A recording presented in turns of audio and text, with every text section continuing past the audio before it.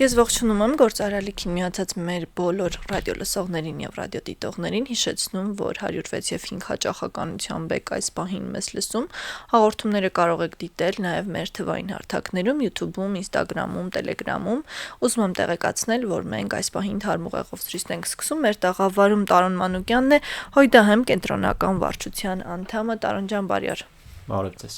Ուրախ եմ շատ, որ դուք այսօր մեր տաղավարում եք, կարևոր առիթով է այս հարցազրույցը ամսի 24-ին ընթառաջ, ինչպես միշտ 1999 թվականից սկսած, ասացիք, որ Հույդան կազմակերպում է ջահերով երթ եւ բարբերական բնույթ է դա կրել ամեն տարի։ Խորհուրդը առհասարակ տարիների ընթացքում ինչ վերափոխումների է ենթարկվել։ Ջահերով երթի խորհուրդը տարիների ընթացքում չի վերափոխվել, բայց ջահերով երթի ընթացքն է վերափոխվել եւ այն տարեստարի ավելի մասշտաբային բնույթ է սկսել կրել եւ մենք էլ տարիների ընթացքում ամեն կերպ փորձել ենք միջոցառմանը ավելի մասշտաբայնություն հաղորդել, քանի որ ջահերով երթը հակաթրքական ամենամեծ միջոցառումն է Հայաստանում իրականացվող եւ միջազգային շատ լուրջ արձագանք է ստանում, այսինքն ամբողջ աշխարհն է հետևում այդ պահանջատիրական միջոցառմանը եւ մենք փորձում ենք տարեստարի միջոցառմանը ավելի մեծ մասշտաբ հաղորդել, ավելի շատ պահանջատիրություններ դնել։ Ինչ հա լինելու այս տարի, ինչ նոր փոփոխություններ կլինեն։ Այդ ջահերով երթ ենք ասում, այդ օրակարգում բացի ջահերով քայլել դեպի Ծիծեռնակաբերդ, ուրիշ ինչ է ենթադրում օրակարգը։ Դե այս տարի հնարավորինս փորձել ենք մասշտաբայնություն հաղորդել, ինչպես ասացի, ջահերի թիվն ենք ավելացրել, այսինքն տարիների համեմատությամբ այս տարի ավելի մեծ թվով ջահագիրներ են լինելու, նաև մեծ թվով կանթեղներ ենք ավելացրել, որպեսզի յուրաքանչյուրը կարողանա թեկուզ կանթեղ հասցնել մինչև Ծիծեռնակաբերդի հուշահամալիր, անմասն չմնա եւ երթի ամբողջ ընթացքին հնարավորինս մասնակից լինի։ Նաև որոշակի երթուղու ընթացքում որոշակի փոփոխություններ կլինեն, այսինքն տարբեր օրվա խորհուրդը կրող ատրիբուտներ ենք փորձել ավելացնել եւ եթե հնարավոր է այդ մասին ավելի մանրամասն թե փորձում եք հենց այդ օրը բացահայտել։ Փորձում ենք հենց այդ օրը բացահայտել, քանի որ նաև շատ կազմակերպական հարցեր ունենք, որ ընթացքում որոշակի փոփոխությունների են ենթարկում իրավիճակից ելնելով։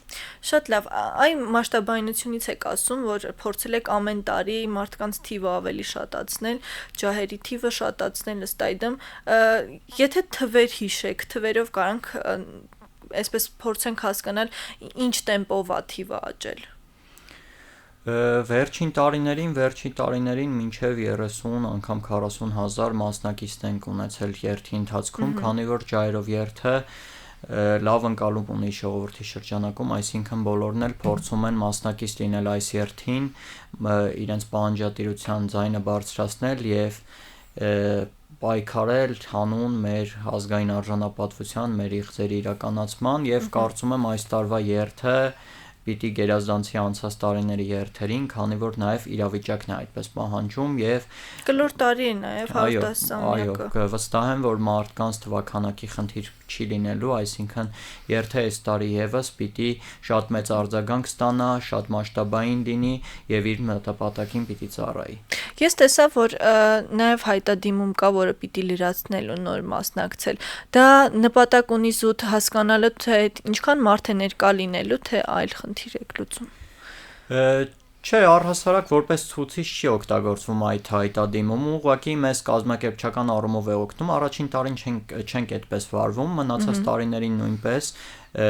նախորդ մի քանի տարիներին այդ հայտադիմումը բացվում է եւ դա հնարավորություն է ընձեռում երիտասարդին, ով մեր միության անդամ չէ, այսինքն կազմակերպչական աշխատանքներին շատ հաղորդ չէ, այդ հայտադիմման միջոցով հնարավորություն է ստանում իր տվյալները լրացնելով ուղղակի ջահագիր դառնալու, այսինքն մենք երիտասարդների հետ նաև պայմանավորվում ենք, մինչև ջահերով երթը հանդիպում ենք, անվտանգության կանոններ եւ տարբեր նյուանսային երևույթներ բացատրում ենք եւ կազմակերպչական աշխատանքի մեջ ենք ներառում, այսինքն այդ կերպ մենք երիտասարդին, ով միության անդամ չէ, ուղղակի մասնակից է ուզում լինել երթին ու հենց ուզում է ամենապատասխանատու ձևով մասնակցել, այսինքն ջահը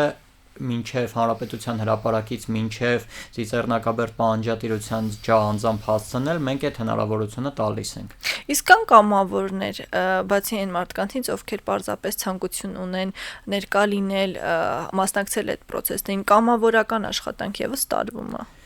Կամ հիմնականում կազմակերպչական աշխատանքը հենց մեր երիտասարդական միությունն է իր ուսերին վերցնում, բայց կամավորներ լինում են ինչպես ամեն տարիներին եւ բոլորն էլ ցանկանում են, այսինքն երբ տեսնում են ինչ-որ կազմակերպչական աշխատանք ենք տանում, օրինակ վերջի մի քանի օրերին նաեւ իրազեկման ակցիաներ իրականացրեցինք, տարբեր թռուցիկներ էինք բաժանում մարդկանց, խնդրում էին գալ, միանալ երթին, մասնակից լինել երթին եւ մարդիկ սիրով ընդունում են եւ մարդկանց արձագանքները շատ դրական կարող են գնահատել։ Շատ լավ, նաև հետաքրքիր է, այս պահին ոնց է գնահատում առհասարակ հանրությունը պատրաստակամ է այս հարցի շուրջ համախմբվելու, քանի որ մենք գիտենք, որ շատ դժվար է այս օրերին, հատկապես պատերազմից հետո հանրությանը ինչ-որ մի հարցի շուրջ համախմբելը, դա բավականին բարդ է ստացվում։ Արդյոք սա այն հարցն է, որ իսկապես երբեք այսպես խոչընդոտ չի առաջացնում այդ հարցում, կարող ենք այդպես ասել։ Վստահ եմ, որ ցեղասպանության հարցը մեր հանրության համար, հայ հասարակության համար այն կարմիր գծերից է, որ հատել չի լինի, այսինքն ցեղասպանության հարցը հայ հանրության համար վերք է, շատ մեծ վերք է եւ հայ հասարակության դիմադրողականությունը ի վերջո այս հարցում հաղթելու է եւ մինչև առիթներ եղել է, որ այս մասին խոսել եմ, մինչև պատմական արդարությունը չվերականգնվի, այսինքն մինչև մենք մեր իղձերին պատմական արդարությանը չհասնենք, հայ հասարակությունը չի ընդունելու այնպիսի քաղաքականություն, այսինքն առանց ճանաչման եւ հատուցման հայ հասարակությունը եւ մենք էլ այդ պայքարի առաջամարտիկներ կարող ենք համարվել, չենք թողնելու, որ այդ վերքը սպիանա։ Բայց ոնց եք տեսնում այս իրավիճակում, երբ իշխանության կողմից քարոզչություն է տարվում այն իմաստով, որ մենք պիտի հարաբերություններ լավացնենք հարևան պետությունների հետ ու շատ հաճախ ցեղասպանության հարցը կարծես թե առաջնային օրակարգից այն կողմ է դրվում։ Դա որքանով է մտահոգիչ ձեզ համար ու որքանով է դա հանրության վրա իր ազդեցությունը գործում։ Հանրության վրա անհնար ազդեցություն չունենա, ամեն դեպքում պետական քաղաքականություն է իրականացվում հենց դպրոցական տարիներից սկսած, փորձում են ուրացման քաղաքականությունը առաջ տանել, այսինքն մեր ազգային հարցերից հնարավորինս հեռացնել, թե երիտասարդությանը, թե առհասարակ հայ հասարակությանը, բայց այսպես կասեմ, որևէ իշխանություն հավերժ չի, այսինքն նրանց քաղաքականությունը ի վերջո իր նպատակին չի հասնելու, քանի որ մեր հասարակությունը շատ ամուր դիմադրողականություն ունի, ինչպես նախորդ հարցին պատասխանելիս նշեցի, իհարկե մտահոգիչ է, բայց էլի առիթներ եղել է խոսել ենք այս մասին, խաղաղության այս ճանապարհով հնարավոր չի հասնել, այսինքն խաղաղությունը չեն մուրում, խաղաղությունը չեն խնդրում, խաղաղությունը պարտադրում են, այսինքն խաղաղության հասնելու համար պիտի դու այնքան հզոր լինես, այնքան պատրաստված լինես, որ թշնամին ուզենա քեզ հետ բանակցել, իսկ խեղճ բոլոր քո առաջնային հարցերը ետ մղելով, անընդհատ զիջումներով, անընդհատ աղերսելով դու ունենալու ես շարունակական կորուստներ եւ ի վերջո կորցնելու ես քո պետականությունը, այսինքն մանավանդ Թուրքը այն ազգը չէ, որ փաղաքշական խոսակցություններին տրվի, այսինքն Թուրքիան եւ Ադրբեջանը մեզանից խլելու են այնքան, որքան հնարավորություն ունենան, ինչքան այս քաղաքականությունը շարունակվի, այնքան մենք շարունակելու ենք կորուստներ ունենալ։ Այն որ ասում են Թուրքիան երեկվա Թուրքիան չէ, դուք համամիտ եք այդ կարծիքի հետ։ Այդ կարծիքը նաև եղել է 1915 թվականին, այդ կարծիքը եղել է նաև դրանից շատ տարիներ առաջ։ Թուրքիայի եւ Ադրբեջանի պետության հասարակության գենետիկայի մեջ մտած է, որ նաև դա ապացուցված է, այսինքն տարբեր սոցիալական հարցումներ, որ Թուրքիայում եւ Ադրբեջանում իրականացվել է, թուրք հասարակ թուրք անձի համար հայը առաջնային թշնամին է, այսինքն ու Ադրբեջանում էլ տարիներ շարունակ սերունդներ են կրթվել այն մտայնությամբ, որ հայերը նրանց թշնամին են, այսինքն նրանց նպատակը փայերին թողնել մեկ հայ, այն էլ թանգարան։ Այս իրավիճակում խոսել են մասին, որ հնարավոր է ուղղակի մոռանալ ամեն ինչ եւ հաշտ համերաշխ ապրել ուղղակի անհնարին է, այսինքն այս քաղաքականությունը, որ տարվում է, այս քաղաքականությունը ճանապարհ է դեպի կործանման, ճանապարհ է դեպի վերջնական կորուստների, ճանապարհ է դեպի պետականության վերացման։ Այդ դուք ասացիք, որ պետք է ի վերջո այնպես անել, որ պատմական արդարությունը վերականգնվի։ Ինչ ճանապարհներ եք տեսնում դրա համար, որպես պարզապես քաղաքացի, որպես Հայաստանի Հանրապետությունում ապրող մարդ, որպես պատասխանատու մարդ, ինչպես եք դա պատկերացնում։ Ես ուզում եմ, որ մեզ լսողները, դիտողները հենց այդ աչքով պատկերացնեն, իրենք ինչ անելիք ունեն։ Ճանապարհը հստակ է, պայքար, այսինքն մենք մանավանդ երիտասարդությունը, հենց այս հատվածը կուզեմ նաև հիմնական շեշտը երիտասարդության վրա դրվի, որովհետև հենց մեր սերնդի ուսերին է դրված այն պայքարը, որ տարիներ շարունակ տարվել է, այդ պայքարից ետնահանջ իրավունք մենք չունենք եւ հենց մեր ուսերին է դրված այդ պայքարը շարունակել է։ Այսինքն ճանապարհը հստակ է, պայքարն է, այսինքն մենք պիտի չհրաժարվենք մեր նպատակներից, մենք պիտի չհիասթափվենք որոշակի կորուստներից, քանի որ Արցախի էջը փակված չէ, մենք այդպես համարում ենք, մենք այդ համոզումը ունենք, ցեղասպանության հարցը փակված չէ, այսինքն միջոցները շատ են, պիտի պայքարենք, պիտի մեր պետությունը հզորացնենք, պիտի ամենակարևորը այս իշխանություններին հեռացնենք եւ այն կորուստները, որ մենք ունեցանք այս վերջին տարիների ընթացքում այդ կորուստների հետևանքները վերացնելով մեր պետությունը հզորացնենք եւ հասնենք ի վերջո այն իղձերին, որ մենք ունենք։ Իսկ դուք հավատում եք, որ թշնամի պետությունների հետ երբևէ ինչ-որ բարիդրացիական հարաբերություններ կարող են լինել, թեկուզ Հայաստանը իր շահը չստորադասի, այսինքն փորձի իր շահից ելնելով որևէ կերպ հարաբերություն կարգավորել կամ ձևավորել գոնե։ Որևէ պետության հետ հնարավոր չէ ունենալ բարիդրացիական հարաբերություններ, եթե փոխադարձ շահերը իրար չեն համընկնում։ Այդ պետությունը յուրաքանչյուր պետություն օրինակ վերցնենք, այսինքն պետական քաղաքականությունների մեջ չկան ինչ-որ գեղեցիկ աչքեր, չգիտեմ, պետական հետևյալը, այսինքն կան փոխադարձ շահեր եւ այդ փոխադարձ շահերի համընկման պարագայում կարող են պետությունները իրար հետ ունենալ լավ հարաբերություններ։ Մշտապես խոսվում է ռազմական բալանսի մասին, որ մենք որքան էլ փորձենք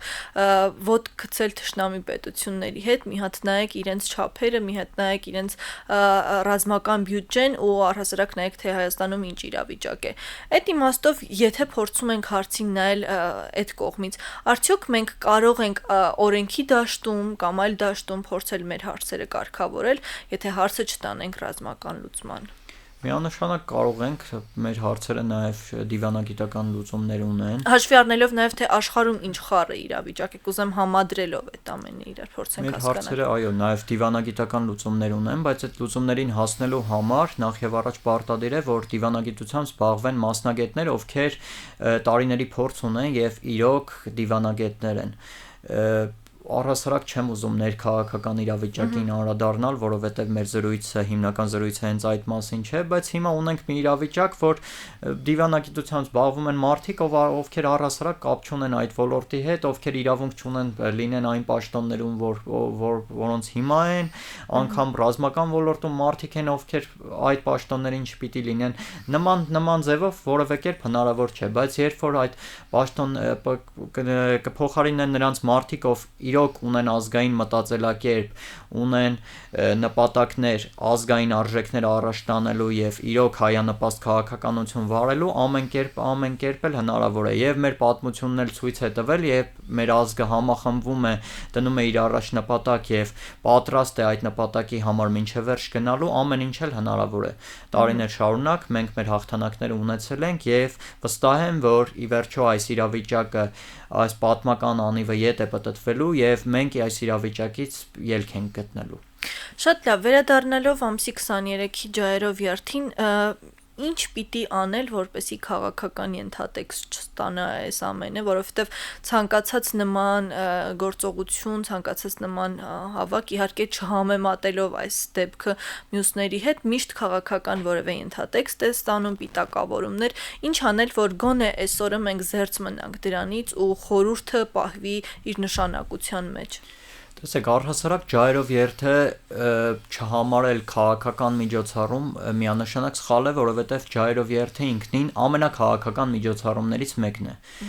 Բայց մենք շեշտը դնում ենք հետևյալ կերպ, որ ջայրով երթը այն միջոցառումն է, որ արդեն խոսքումս նշեցի, որ ամենամեծ հակաթրքական միջոցառումն է եւ ուղղված է հակառակ մեր թշնամիներին, այսինքն ջայրով երթի միջոցով մենք ցույց ենք տալիս մեր թշնամիներին, մեր համայն աշխարհին նաև միջազգային հանրությանը, որ մեր տեսակը ի վերջո չի այս պատմական անարդարությանը չի հարմարվելու եւ մենք պայքարելու ենք մինչեւ վերջ։ Եվ ի վերջո հիշվում է այս ամենը չի մոռացվել։ Հիշվում է այս ամենը չի մոռացվել։ Իհարկե փորձեր շատ լինում են այս իրավիճակից տարբեր դիվիդենդներ խաղալու, բայց մենք ամեն կերպ անելու ենք, որ մեզ չփորձեն օգտագործել որևէ ինչ-որ քաղաքական խաղերի հետ, որովհետև այս միջոցառումը առհասարակ դրա մասին չէ, բայց ամեն պարագայում նաև քաղաքականության հետ ասոցացվում է, քանի որ արդեն նշեցինք, էլի պետության մեջ այնպիսի քաղաքական ուրացման բառացի, ուրացման քաղաքականություն է իրականացվում, այսինքն տարիներ շարունակ ցեղասպանությունը եղել է մեր պետության համար առաջնային օրակարգային հարց,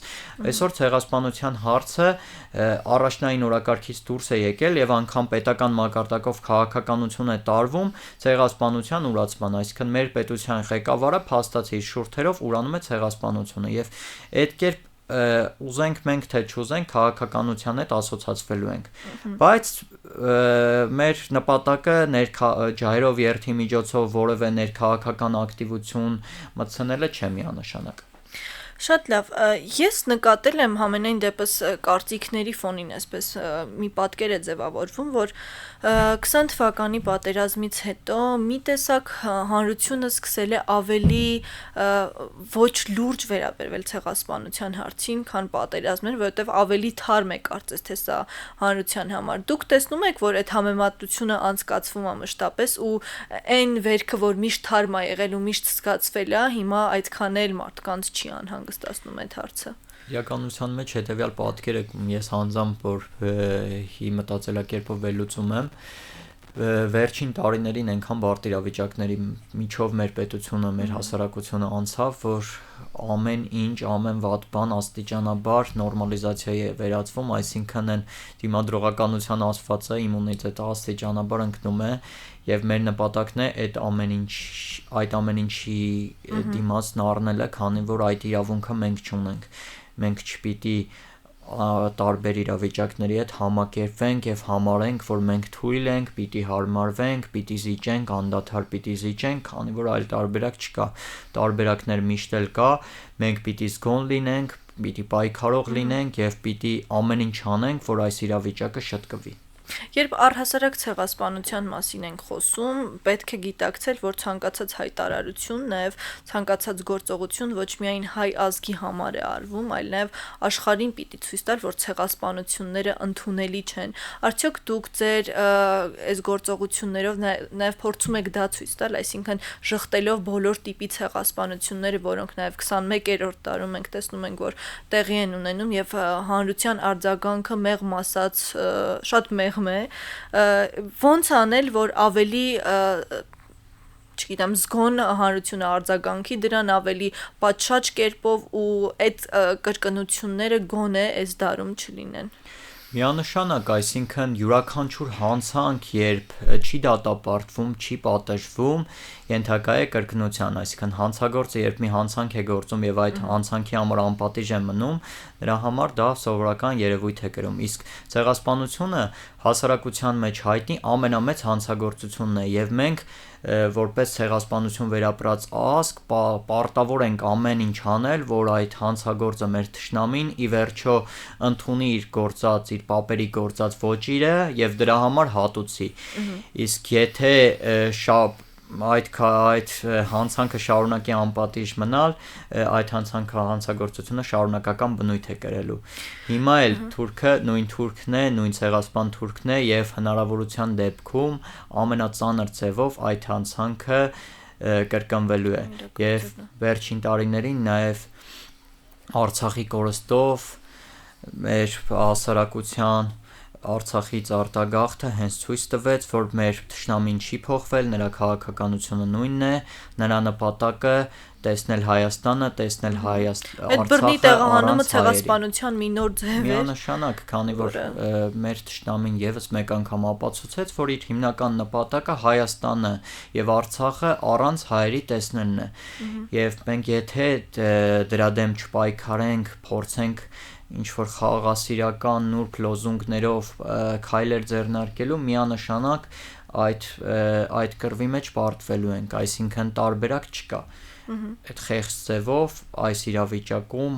մեր նպատակներին հասնելը անհնար է, այսինքն այդ խաղաղասիրական թեզերը, որ մեր առաջ դնում են այդ փափուկ բարձերը, դրանք ուղղակի փուչիկներ են, որ ի վերջո պայթելու են։ Ուժն է ծնում իրավունք գաղափարախոսությունը, կարող ենք նաև ասել գաղափարախոսություն, դա իր դարը ապրած չէ եւ ակտուալ է այսօր էլ, ու կարող ենք նաև ասել, որ պիտի այդ գաղափարով առաջնորդվել։ Անշանակ, հենց մենք ջայրով երթին էլ մեր թիշերտները, որ պատվիրել ենք, օգտագործել ենք զարկ եւ հալածում ենք քեզ լոզունգը, նաեւ Նեմեսիսի խորհուրդն ենք հաղորդել եւ այդ ամեն ինչը մեկ նպատակ ունի՝ ցույց տալ հասարակությունը, որ ուժի դեմ կարող ես պայքարել, ուժին կարող ես հաղթել ավելի մեծ ուժով։ Եվ դա բացարձակ ճշմարտություն է։ Տարոն ջան, իսկ առհասարակ ո՞նց է գնահատում հանրության վերաբերմունքը մեր պատմությանը։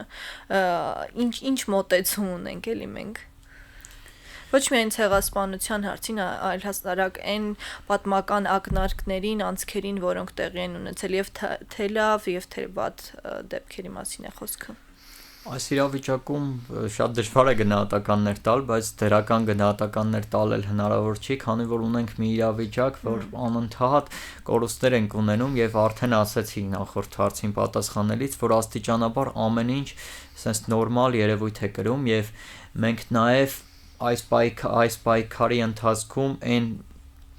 նպատակը նաեւ պիտի մեր առաջ տնենք, որ մեր հասարակությանը նորից պիտի մեր պատմությունը սովորեցնենք, մեր պատմական ուժեղ էջերը նորից մեր հասարակությունը պիտի վերապրի եւ իր ազգային արժանապատվությունն ու իր ազգային հպարտությունը միանշանակ մեր հասարակությունը